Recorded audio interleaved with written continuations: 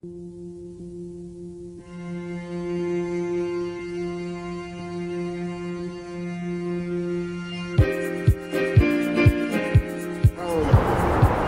ran across this website the other day called Ghetto Hikes, ghettohikes.com. It was like a simple website. Basically all he does is he goes out. This is a guy named Crude that says he goes out and he takes underprivileged urban kids on nature hikes so that they can see a part of life that they never really, I guess, had an opportunity to see because they're underprivileged. And what he does is, all he says he does is he quotes what he hears on a day-to-day basis when he hears these kids say something. He'll quote it on his website. And the whole name of the website is, like I said, Ghetto Hikes. So you can pretty much guess what kind of kids he's talking about. Because here in America, ghetto came synonymous with black. So to me, the website is pretty popular. It has a whole lot of Twitter followers, like over 500,000 Twitter followers, and a lot of Facebook likes. And people retweet the shit that he says all the time, and it's very, to me, very negative and derogatory comments he says these kids are making. And first off, I know this shit is fake. It's fake as hell because a lot of the stuff they're saying, they're overplaying or over-exaggerating black vernacular or Ebonics. Overuse of the word homie and boy and my boy dog and all that shit. It's like he taking the stereotype and exemplifying that shit for comedy. But you gotta understand that it's a history in America of devaluing black people in black vernacular, Ebonics. It's a history in America where they make fun of black culture. The minstrel shows, the coming out in blackface, the shucking and jiving. Oh, did you hear tell about that? Well, such boy, I bought me a large cow farm. Man, I bought me a cow farm with 99 cows and 1 bull. You bought a cow farm with 99 cows and 1 bull? That is what I said, son, precisely. Well, boy, you must be independent. No, but that darn bull is. But you know, son, the other day, some uncouth individual come by, and you know what he done? I know. Tell me, what did he do? I tell you, son, he done come along, and he went and cut off all the tails on my cows. He cut off all the tails on your cows? That's right. Why, man, that's terrible. I know. You know what I'm gonna have to do now? I know. Tell me, what are you gonna have to do now? Well, boy, I'm gonna have to sell them all wholesale. Well, why are you gonna have to sell them all wholesale? Well, I can't retail them. I always try to show black people as inferior in a part of oppression. A major part of oppression is devaluing the oppressed, making the oppressed feel like their culture or their day-to-day activities is stupid and dumb and looked down upon and frowned upon. When you talk about somebody's culture, then you're talking about that person, what they're made of. You talk about their day-to-day experiences.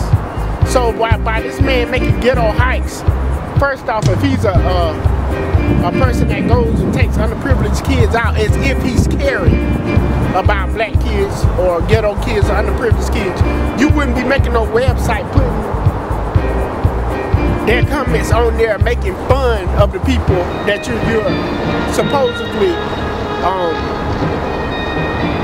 given an opportunity to see something different. So yeah, I think Ghetto Hikes is very, very racist, and the people that support, retweet, and spread this shit is racist. One thing about America that's always been true throughout its whole long history of racism, the white people in the culture can never see how racist they really are. During slavery, that was racist as hell, we could all agree that slavery was a racist institution. But back then, those white people that was putting people in slavery didn't see it that way. The majority of them didn't see it that way. And then you had, during the Civil Rights Movement in 1963, the Gallup polls showed that 2 out of every 3 white people thought that black people were being treated fairly. Now we look back on 1963 and there's no way in hell that we think that black people were treated fairly. We see the water hoses being sprayed on the people, the dogs, the segregation, which I don't disagree with segregation, but all of the Jim Crow laws, all of the native period, we can see that that truly was racist. But the people in that era never acknowledged their racism. Same true today. You got shit like Ghetto Hikes, and you got white people spreading the word about it. I think this site is really funny. It's funny at our expense. You making fun of our people, so you making fun of somebody being underprivileged. And first off, we became underprivileged because of the activities of your ancestors. We didn't come to this country voluntarily. We're not voluntary immigrants. We came to this country as an undercast. When you came to this country, we were denied education. We couldn't learn how to read and write and shit. We wasn't taught proper vernacular. So then, when we create our own form of communication that we call Ebonics, which is ebony phonics, then here comes the oppressors, descendants, children that benefit still from the oppressed of our people, come picking at how we motherfucking talk and shit. Now you want to point the finger and laugh at how we talk because of your evil ass ancestors that did that shit. So now you want to capitalize on making fun of black people and shit, black vernacular. And the whole thing is that Ebonics as a language, it is a language. A lot of people want to make fun of it, but the shit qualifies as a language. One thing that's true about Ebonics is basically you got something called the Linguistics Society of America. And I'll read to you what they said. The Linguistics Society of America says that Ebonics is systematic and rule-governed, like all natural speech varieties. The systematic and expressive nature of grammar and pronunciation patterns of African American vernacular has been established by numerous scientific studies over the last 30 years. The belief of Ebonics as slang, lazy, defective, or ungrammatical, or broken English are incorrect and demeaning. Linguists understand that there's nothing wrong with Ebonics. The whole reason Ebonics came around, like I said before, is because we were denied proper education. And one of the linguistic absolutes, we acquire our language from our primary caregiver. So if our primary caregivers weren't educated enough to learn how to speak proper English, as you would say, which is no such thing as proper English, because nobody talks like Shakespeare and shit. Your primary caregiver was oppressed, put in inferior schools, learn how to speak by not being schooled, so their children are gonna speak how their primary caregiver spoke. A lot of people make fun of habitual B's when people use B all the time, like you be tripping or shout to be going off. You know what I'm saying? You gotta understand that B in that form is saying that it always occurs. If I'm saying that somebody is tripping right now, if I say, hey, she tripping, or she, to translate, she's not treating me right at the time. But if I say she's tripping, then I'm saying right now she's tripping. But if I say she be tripping, then I'm saying she always tripping. This is not just a right now thing, this is a reoccurring thing. So we took B and it makes grammatical sense. If you know language, In linguistics, the habitual be makes grammatical sense. So it's not like we have broken English. We took English and formed that shit to our own culture. You got different commercials and shit. I guess having like, I think it's Boost Mobile. Everybody's talking in Ebonics. They're trying to make the shit look silly though. Like, where you at? So we come out the fabulous show, alright? And I'm like, yo, where my homegirl Wanda go? So I two-ate that chicken head on my Boost Mobile phone. Where you at? I'm in fabulous. Fly ride. Get my freak on. Oh, yeah. Break me off some of that, Joe.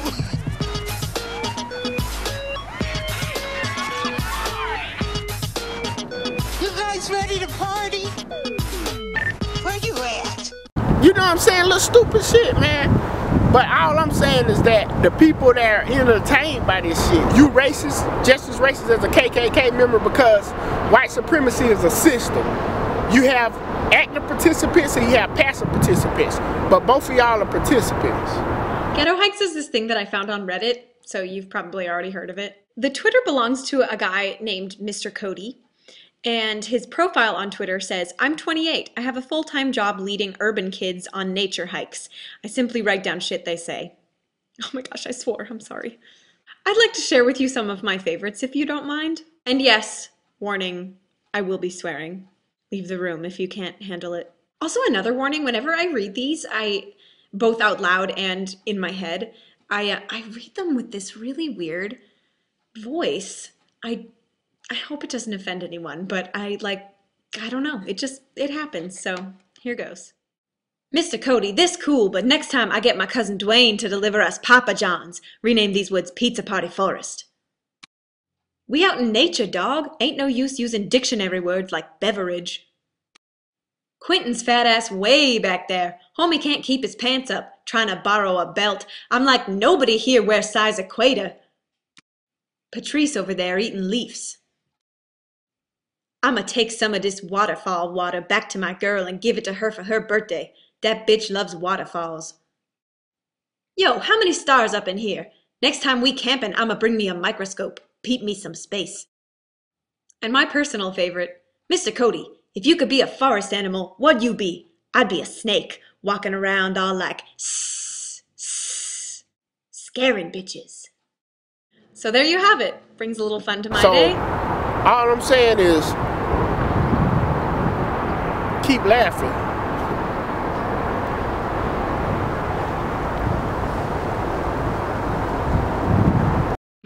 Well, why don't you get a job and go to work? Y'all almost had me a job this morning. Where? I went down to the post office and asked that man could he let me have one of them jobs as a letter toter. No, Cotton, you mean a mail carrier. And the man said before he could give me a situation, he'd have to put me through a simple self-examination. No, stupid. You mean a civil service examination. Well, the man carried me in a little room and set me down and started asking me a gang of questions. Well, what'd he ask you? First thing the man asked me is, how far is it from the sun to the moon? He asked you how far it was from the sun to the moon? Yeah, that's what the man asked me. Well, what'd you tell him? I told him if he was going to give me that route, I didn't want the job.